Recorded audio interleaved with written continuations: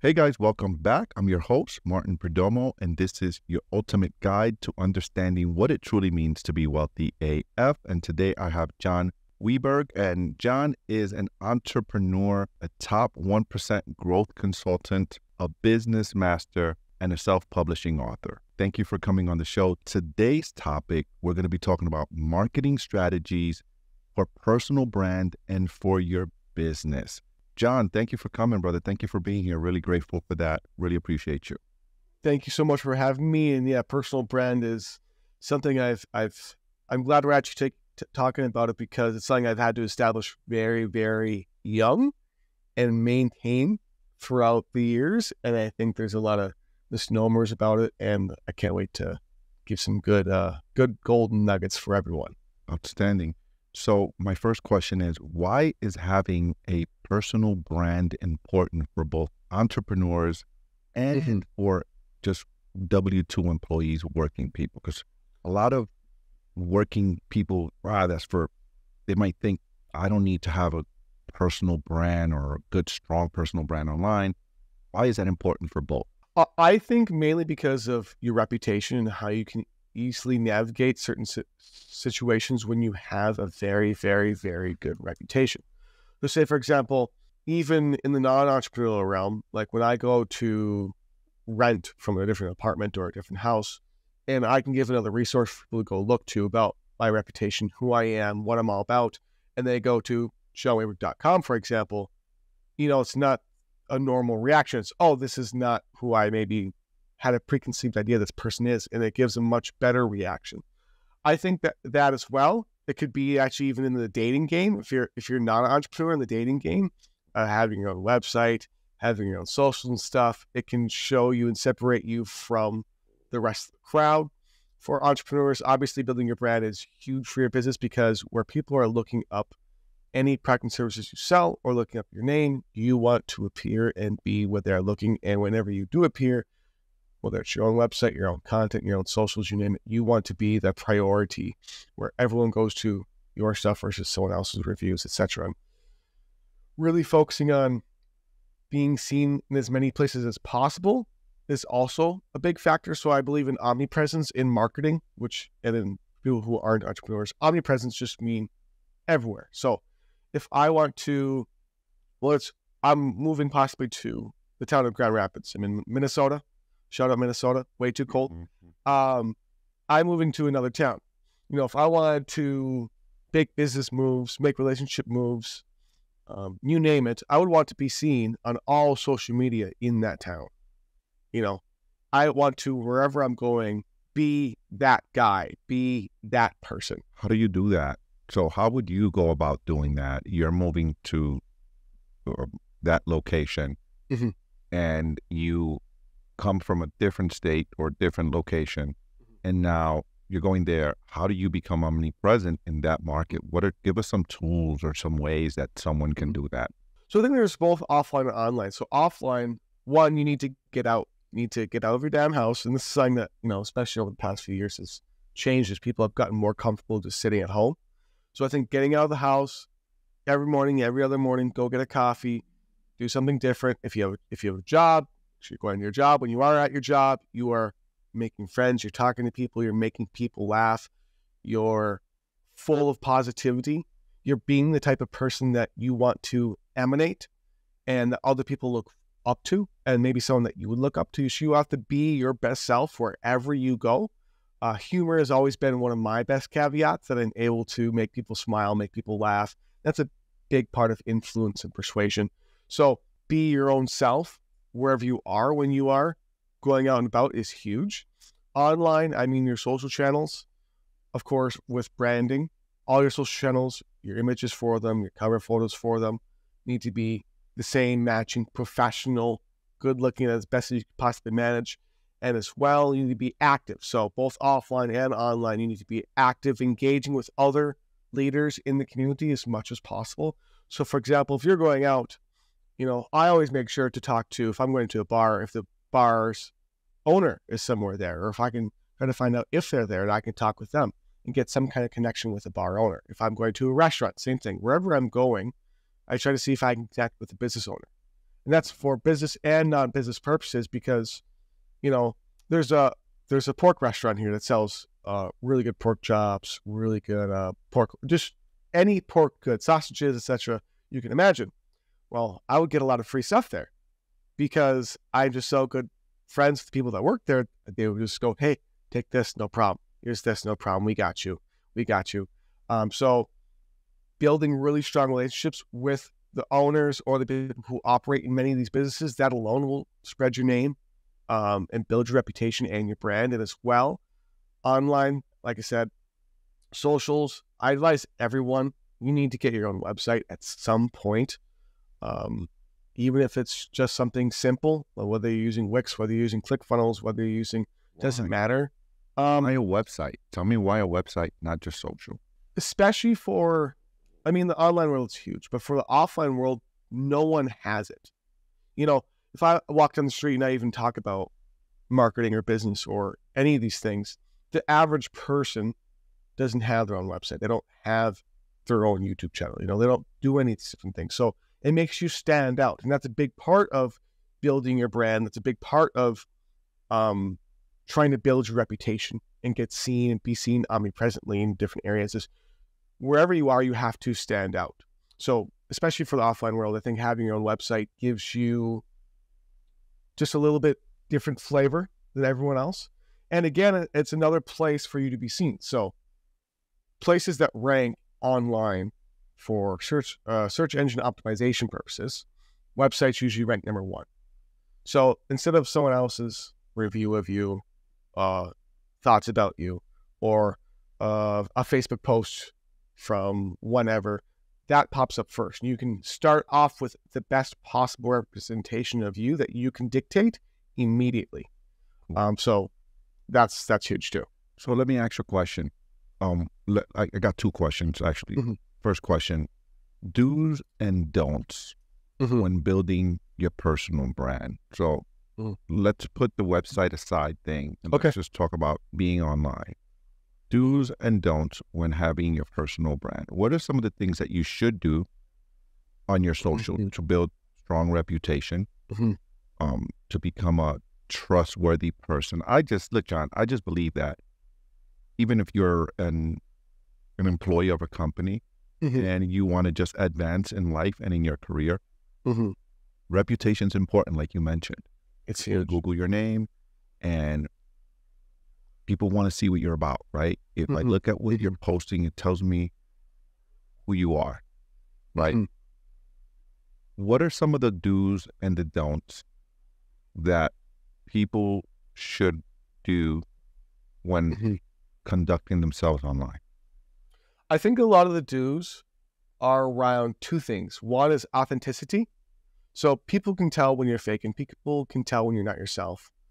People can tell when you're trying too hard, quote unquote. There's a lot of different, and there's a lot of cringe, different, weird content. So I think people need to study, people think about when you're going to create content, upload pictures, upload videos of any social content, for example.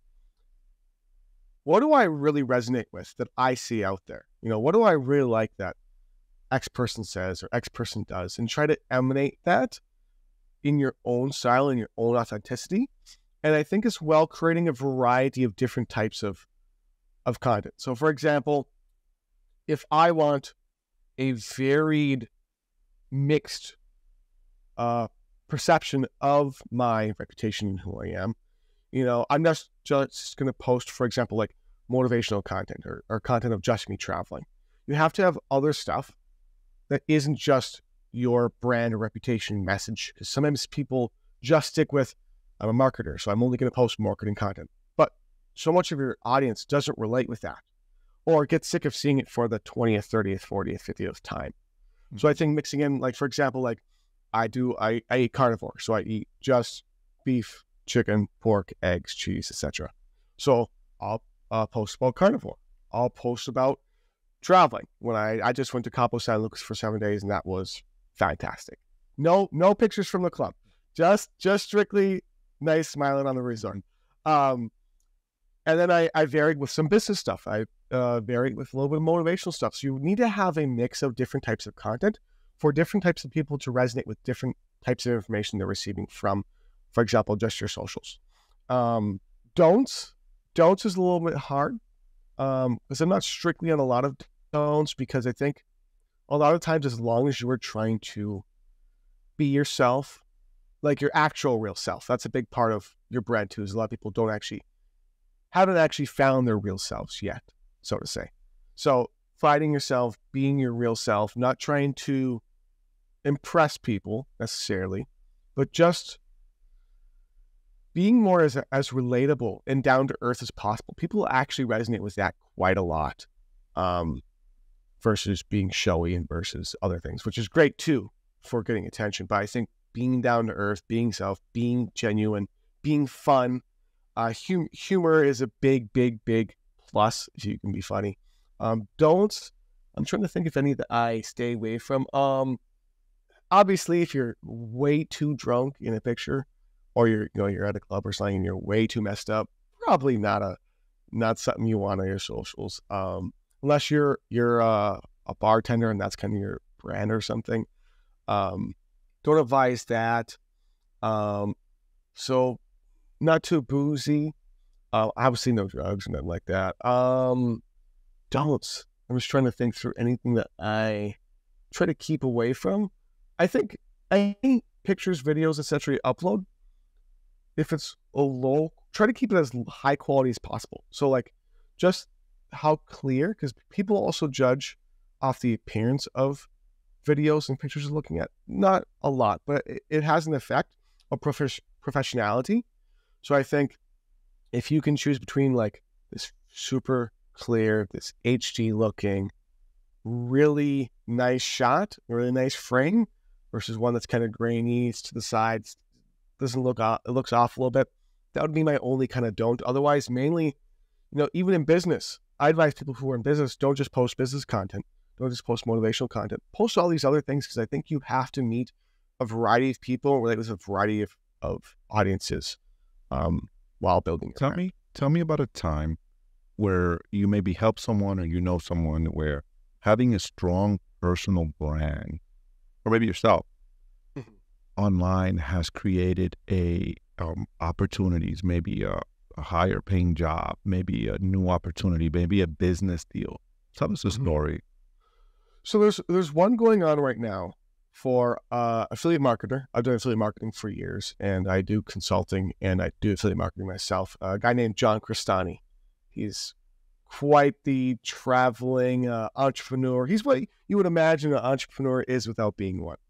So Jon Weberg has a reputation for kind of being a little flashy, but being in your face, being authentic,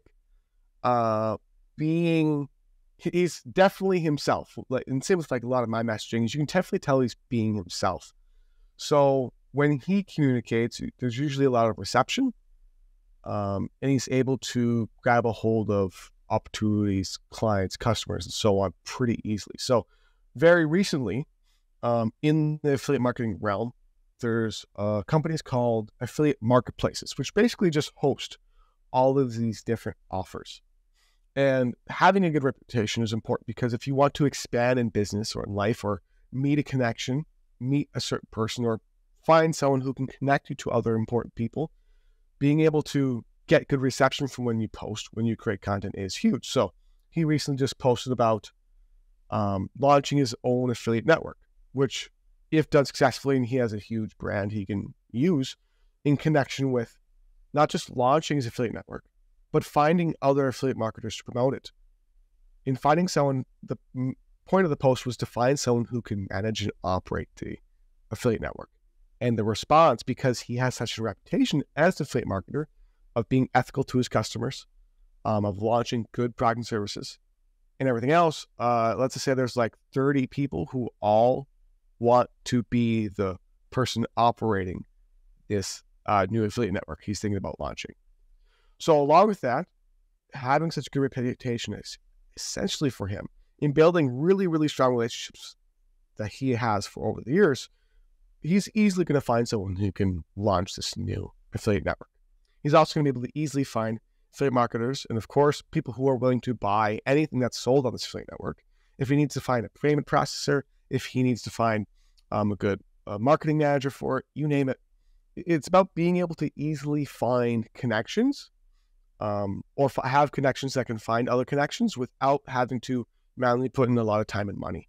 So because of, example, just his own reputation, and working on building and developing that over the past year, working with him, that's going to be easy, very, very easy to basically find and make things happen. And again, for the offline world, it's kind of similar. So for example, if I want to find someone to watch my pets, if I want to find someone to host a party at, if I have a good relationship with this certain bar, the certain event center, usually I can get it for free, or I can get it discounted, or I can, there's some way to negotiate with a lot more ease in any circumstance once you build your reputation, your brand like that. Jon, what happens to that person that's camera shy, doesn't have, is not, charismatic like you, it's not a creative, right? It's like, I don't know what to post. I don't know what to post. I'm gonna take a picture of my living room or my sofa. You know what I mean? Like, they just don't know what to do. They don't know what to post. What are you recommending? What are you telling that person to do? How do they create a brand? Two things is that I'll go through both of them. One is the simple, and two, the second thing I'll go over is just a minute. We'll go over the simple first. So the simple is, you have to realize that it doesn't take a lot to relate, to get engagement, to build that reputation. So, I mean, literally, not a picture of your living room, so to say. So, literally, if I've uploaded videos of step by step. Hey, I'm making a soup. Hey, I'm outside on my porch. Hey, I'm at the bar. Have someone take a picture of me and my friends. Something really simple for someone who's scared of it.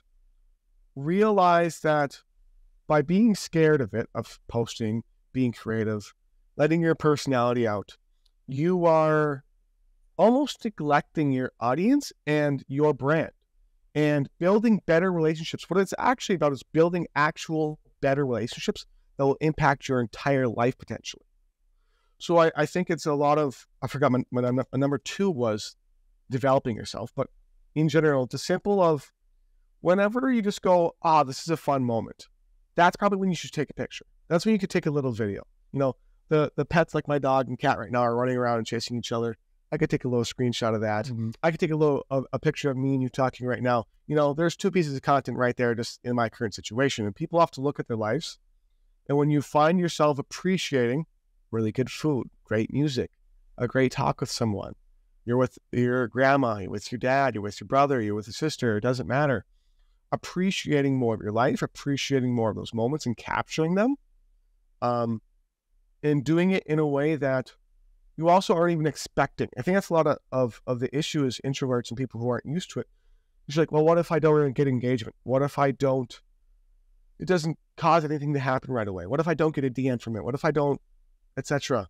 You have to be and create content and build your brand, and all these different things, in my mind, from the perception of, I'm just doing it. And if something happens, great. If something doesn't happen from it, that's great too.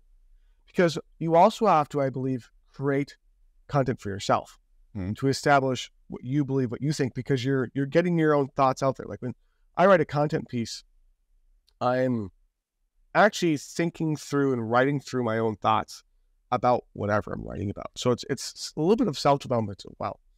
So go with simple. Realize you don't have to be this crazy traveling one-of-a-kind person or entrepreneur personality, or even have the influence. It's built over time. We all started, uploading my first video on YouTube. I sounded like this because I was 14 years old. I hadn't even gone through puberty yet. It was the most embarrassing stuff I've ever uploaded, but I keep it up on YouTube because people can go back 7, 8, 9 years and see my old content. And it's okay because that's where you are and you are going to develop. And I think that my second point is that I remembered is you have to develop yourself beyond that. You can be an introvert and post on socials.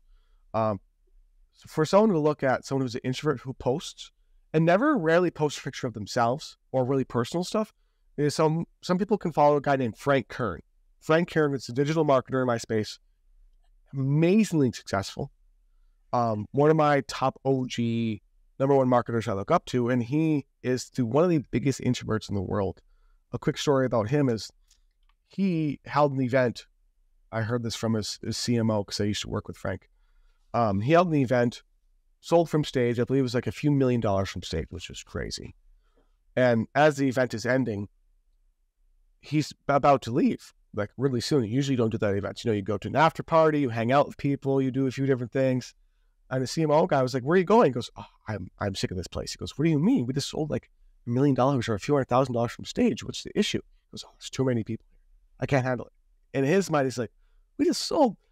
Let's party, let's hang, but you're just in a different space." But he can still find a way to develop himself to the point of where he can get comfortable doing just a few of these different things. And then if you need to retract, if you need to go back in your wherever you go to feel more comfortable in your life, do that. But you have to develop yourself so you're able to, on occasion, present either yourself or your environment or where you're at or where you are with friends. If you can, use other people. So if you don't want to show your face, use your animals, use cool food you're making, or you name it. And I think developing yourself is going to be huge with all of this, because also often the content we put out, our brand, our reputation is a representation of ourselves, of what we actually feel about ourselves, how confident we are about ourselves, and what we want the world to know about ourselves. And I think just sticking with simple, like I said, this would be a great thing if you go on a Zoom call with someone. Just don't have an expectation for a reaction. Just post it, and whatever happens, great. If nothing happens from it, move on. It's okay. Cool. Got 2 questions for you before we wrap it up. Let's switch over to marketing. And I want to ask you about what trends do you foresee in 2024 as it pertains to marketing and personal branding? I think if I can go in this route, I think as AI is trending, I think there's going to be a big backlash in an anti-AI almost movement. Really? And yes, here's why. Because AI as it currently is, I think this is going to change, but AI as it currently is isn't good enough for my perception in most ways right now. So in audio and in video especially, to produce authenticity in human reaction communication. So for example, there's a huge company called, I believe, Air AI, who does support calls and sales calls with AI, and it gets a lot of crap online because it's still, even though it's a really good AI tool that's continually improving itself, it's so not good at being real that it doesn't work. It doesn't work at all. Dude, it's only a matter of time before it just becomes better than us. You do right? We got to understand that. Yes. So my point with that is for the next probably few years, there's room for people being so authentic, so themselves. I think really good people who are masters of the craft, masters of marketing, masters of sales, who can really hone down their skills. You still will outperform AI in all circumstances. But that's, like you're saying, that's not forever. That's where I'm going to go to. This is the first, probably this year and last year were really the big intros for most people to AI, I feel like. And it's still, even though common person, quote unquote, someone who's not in the business world, is barely introduced to AI. So I think in 5 to 10 years or 20 that long? You think that long? 5 plus AI will, unless you're very, very, very good at what you do, AI is going to be able to replace you, no problem. Because if people actually understand what AI is, and like you're saying, the self-improving while self-improving of behind it, it will replace everything. So then I will say between that now and the next, let's say 3, 4, 5 years, if you can advance your skills enough, you will do well. However, 5+ years, it could be sooner, because it's like you never know how good, we might hear tomorrow that it can replace it. You never know. 5+ years, you have to be able to use AI and incorporate it into a lot of what you're doing, especially in marketing. I think people are afraid of it, reasonably so. I think people are unsure of it, reasonably so.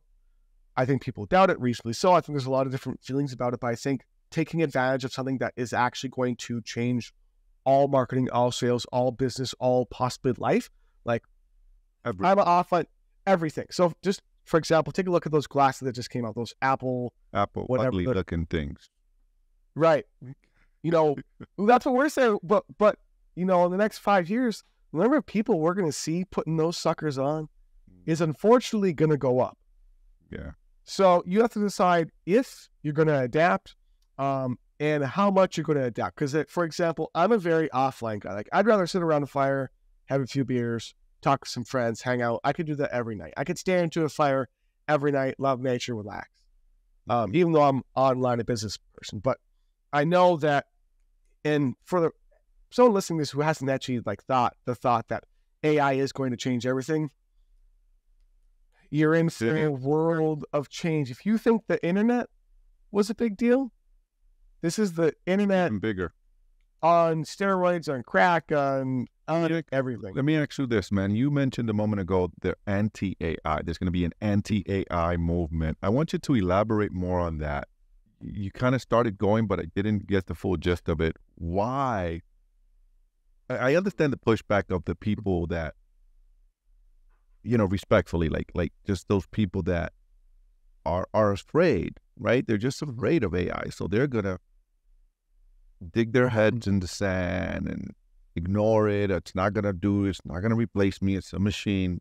Dude, right. If you haven't played with it, educate yourself, because it's going to do something to impact your business, job, whatever. Right. So what do you, when you said there's anti-AI movement, I never heard that before. Elaborate more on that. I think it's just like when, you know, like the boomer generation, quote unquote, doesn't like the internet or online space. I think it's going to be similar to that. Like people like me, or like you, or like other people who, I don't want to be absorbed into AI. I don't want to wear the, you know, fucking goggles. I don't want to be having to use ChatGPT for all my skill sets. I would much rather be doing anything. I'd rather actually go through the time and the extra time, take extra money, take extra resources, than to use something that I don't know if I can trust, that if I don't know that, you know, it's going to be eventually used against me, that I don't know everything else behind it yet, because it's very hard to know if AI is self-aware, if it's not self-aware, all these different crazy things concerning it. So I think there's just going to be, I don't think it's going to last long because of what AI will do. I think it's going to be a short period of, let's not use, well, maybe it could, because there's a lot of proponents, not a lot, there's some proponents of the dangers of AI and what it can become. Because Elon Musk is one of them. Yes. So one of the things, and I actually like Elon, so it's 50-50. Me too. One of the big issues I have with AI too, the problem with it, is while it will become so good at replacing just about literally everything, you know, manual labor will be probably the only thing that is held off on until we get enough robot technology with AI to then be able to do manual labor. So that's kind of the last cusp, is once you see robots start doing manual labor, okay, now it's over. But one of the problems with it that I don't like is that most people are going to lose their skill sets. So because AI can do all my marketing, like there's going to be a point where I can say to AI, create my ad campaign, automatically test my ad campaigns, create all my email marketing, create all my sales funnels, do that all for me. It's about this, I'm selling this product, and split test it and optimize it for me as traffic's running. And it can spit it all out and really create perfected, which is going to be good for profits, money churning machines for business. But the problem is, that's amazing, dude. That sounds exciting to me. I know that sounds exciting to me. It does, but the time between, like I'm saying, AI becoming perfect, like able to actually do that, which would be sick. This time before, like right now, people are using AI to create articles, to create content, to create all these different things. But people then, whenever things get simpler and simpler and simpler, people almost get dumber because you're not having to harpen, learn. You're not having to think, and that's the danger of AI. Is, well, here's the thing, man. I no longer have to think. I'm gonna give you a little pushback on that, because I kind of disagree there. Because here's the thing. When I think about AI and I think about the future, I think that the jobs of the future, right? And I have a group of EAs, and we are implementing AI in some areas in our business. And I had a meeting with the team, and they were like, "Well, we're afraid." They came clean. Hey, we're afraid because this thing's going to replace our jobs. Said, you're looking at this thing wrong, and you're looking at this thing from a scarcity mindset versus from an abundance mindset. Said, I still need someone to prompt the AI. Said, right. You know who is going to be the career in demand in the future, in my opinion? Prompters? The best prompter. The best prompter. 100%, dude. It's 100%. Right. I think the best prompters, that, by the way, that's not an easy thing to do.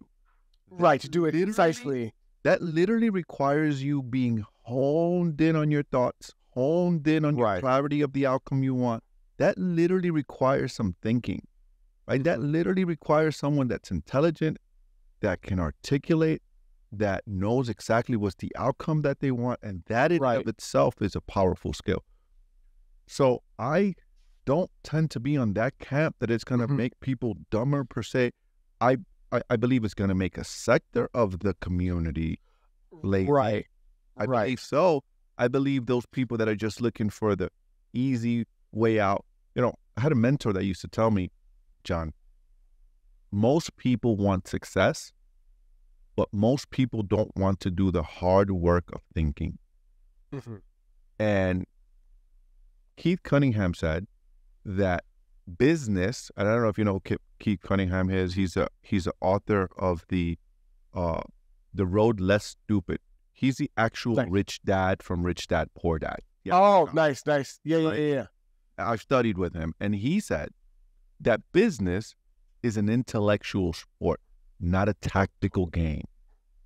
Meaning, business is about thinking and strategizing, right? Thinking. And I think those of us that are smart are going to use AI in a thoughtful way and are going to sit with questions like, how can I use this tool to make me better? Right? So I use this example with my team. I said, hey guys, because they were all afraid. I said, what happens if I'm interviewing you come into my office and I'm interviewing you for a SEO digital marketer position, right? Boom. And you come into my office and you give me the same old spiel that everyone else gives me. I could do this, and optimization and all this stuff, that language that I don't know, right? Because I'm not a digital marketing person. Maybe you know, right? But then you say to me, then another person comes in and they say, yeah, I can do all of that, but here's what I can do that's better than everything else. I have this series of AI tools that would allow me to produce XYZ 10x faster for you. As a matter of fact, let me give you a sample right now of what I can do for you. Tell me something you want. And now if you become proficient in a few 5, 6, or 7 AI tools in whatever industry you're in, and you become really proficient at that, and now you sitting in front of me and you're like, what do you want? And I'm like, hey, make me an ad. And this person just pulls out their computer, whips it out, and in 2 minutes, 3 minutes, dude, I'm impressed. I'm like, holy shit, this person can really produce for me and will outproduce anyone else because that person is now educated on these tools. Someone like that will be, so I guess that would be the best thing to think for people is if you can become that person, you're invaluable. That's what I'm talking. That's what I was telling my team. I was like, you look, guys, listeners, listen to me. Listen to what I'm saying to you. This thing's coming, like it or not. It's coming. It's here. It's not going anywhere. Your job is to learn how to master the thing so that you can become valuable to entrepreneurs and business owners like myself. Because if you've done the research and you've done the homework and you've done the mastering of the tool, as these tools improve and you can prove to an employer that you're the master of that tool, holy crap, will you be valuable? Yeah, I just thought of while you're speaking that a really good business model right now, and I actually just thought of this, would be if you could create almost like an AI dream team. So you can you go into a business, your ads, your videos, your short form content, your SEO. I have 3 people, me and my 3 brothers here. We can handle all of it with AI, and we can cost you way less. We can produce way more than anyone manually can. That would be, that's it. Like an AI agency, that'd be, bro, that's fire right there, man. That's a great idea. That is amazing. And everyone wants to get into it right now. So anyone who's listening, if you want to make some money, he just gave you a great idea. But guys, it also requires, but here's the thing, John, this also requires time. It requires discipline. It requires you being committed. It requires you being a visionary, seeing the future, accepting the present. Hey, here's where we are, and we're in the beginning of this, being able to see out and say, hey, I need to, and this is what I'm doing with my team. Hey, guys, I'm investing in them and training them and giving them tools and learn how to use this and learn how to use that and learn how to use this and learn this and learn this and learn this. No one's scared anymore because everyone realizes that I still need someone to operate these things. Right. I want you to become proficient. The more proficient you become, the more valuable you are. You can mass produce, right? No, I think it's even my own little like, I don't want the age of AI. I'm gonna use it, but I don't want just because just this is so good. But again, like you're saying, it could be used to make this even better. Yeah. Like I'm actually in the with you. That's what I want. Nothing is going to replace human connection. Nothing can ever replace that for us. But I'm talking from a pure entrepreneur point of view. I'm talking as an entrepreneur. This is the entrepreneur in me. This is the businessman in me. They just speaking, right? Like, hey, this thing is here. This thing is here to stay. Not going anywhere. You either, the story I shared with my team was Blockbuster. I don't know if you remember Blockbuster, if you know. A few times, yeah. Right, so Blockbuster was this great company. Used to go and rent your movies, and I remember having these great experiences with my family on Fridays. We would go to Blockbuster. Kids, you pick a movie. Me and my wife would pick a movie, and then we'd go across the street and buy pizza. It was a great experience. It was everything we all looked forward to. We had a place called Movie Gallery, but I think the same. Yeah. Yes, it's similar. And Netflix at the time wanted to sell itself, or Blockbuster was going to buy Netflix, and Blockbuster said they turned it down. No, Netflix. And look at what happened to Blockbuster. It became a dinosaur. It's extinct, out of business. Netflix literally put him out of business. And that is my message to my employees and my friends in business. It's like, hey guys, adapt this or you will become Blockbuster. And something to actually support that is for example, when AI can, for example, if we're comparing 2 businesses, one using AI and one not, just on the productivity, it's a whole different level. Let's say, for example, and there's going to be an AI that can do this, and this is when I'll get excited, is when there's an AI that can automatically, for example, like you're running Facebook ads or YouTube ads, that can automatically split test and find in real time the best possible ad to present at the best possible time to each individual person. Dude, that's very good. And if someone has that, scary good, you cannot compete. Cannot beat them. No way anyone can beat them. And, what do you think the AI, the Google Pixel and the Facebook Pixel, what do you think that is? That's like an early version of being able to identify who's going to buy what, when, and where. It's crazy. That's what it will get to. But here's the thing, man. Here's the thing, John, right? So when you think about that, right, I think about those people that are not or have their head in the sand. You see where our brains is going and this conversation's going and our ideas are going and like so crazy the different things that AI is going to do. Right. Not that it maybe it's going to do everything we just said. It's only a matter of time.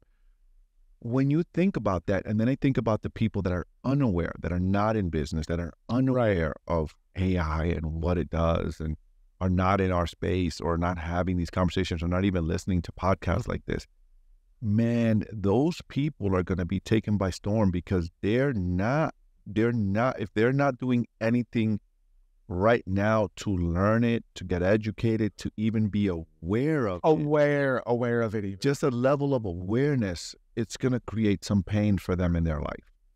Yeah. Maybe that is where the anti-movement will come from people going, oh, I waited to adapt, and now I have no clue that this stuff is. The internet came and the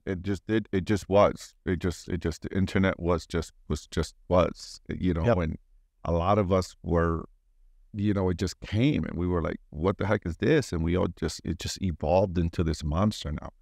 Man, brother, thank you so much for coming on, man. It's been a pleasure. I got one final question for you. And that is, what didn't you share that you should have shared that would be very valuable to my audience? I think a quote, and I'll explain the quote because this quote is how I have unconsciously lived my entire life. And that is, your attitude is not defined by your life is defined by your attitude. I came up with it, I think, when I was like 13, but it's true. And how I operate and how I live and how I've seen the most successful, most happy, most thriving people in the world live, no matter whether they were on the street, whether they were in a mansion, does not matter. It all comes down to how you decide to perceive everything that happens to you. And if you want the best possible mindset, is that everything should serve you. So that guy down the block who pisses you off every time you see him, he's an asshole. He's teaching you patience. You know, the great things that happen in life, you know, when you get a raise, when you land that job opportunity, when you know, get a big client that pays you 10K or 20K or something, that's serving you.